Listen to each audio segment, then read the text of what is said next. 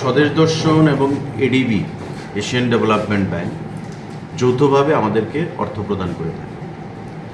স্বদেশ দর্শনের আওতায় আমরা জিরানিয়াতে ইকো ট্যুরিজমের জন্য 48 কোটি টাকা পেয়েছি। আমাদের এশিয়ান ডেভেলপমেন্ট ব্যাংক থেকে আমরা ছবি মোড়ার জন্য, তার উন্নয়নের জন্য 67 করোড় আমরা পেয়েছি। ঊনকোটিতে সোনামুখীতে প্রায় 72 কোটি টাকার কাজ চলছে এডিবির। উদয়পুরের বন্দুয়ারে 51 শক্তিপীঠ নির্মাণের জন্য 98 কোটি 70 লক্ষ টাকা প্রদান করা হয়েছে।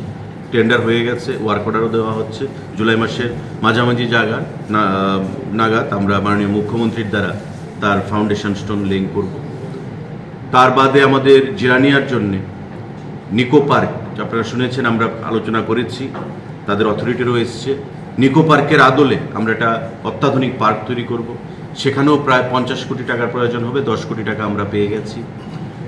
আমাদের লুধুয়াতে, দক্ষিণ জেলার সাবরুমের লুধুয়াতে যে টি ট্যুরিজম, সেখানে আমরা ইকো ট্যুরিজম, টি ট্যুরিজমকে সঙ্গে নিয়ে একটা সুন্দরভাবে অ্যাডভেঞ্চার ট্যুরিজমও সেখানে থাকবে, ওয়াটার ট্যুরিজম থাকবে, সমস্ত কিছু নিয়ে আমরা প্রায় সেখানে 32 কোটি টাকার একটা ডিপিআর হয়েছে, আমরা অর্থ পাবো।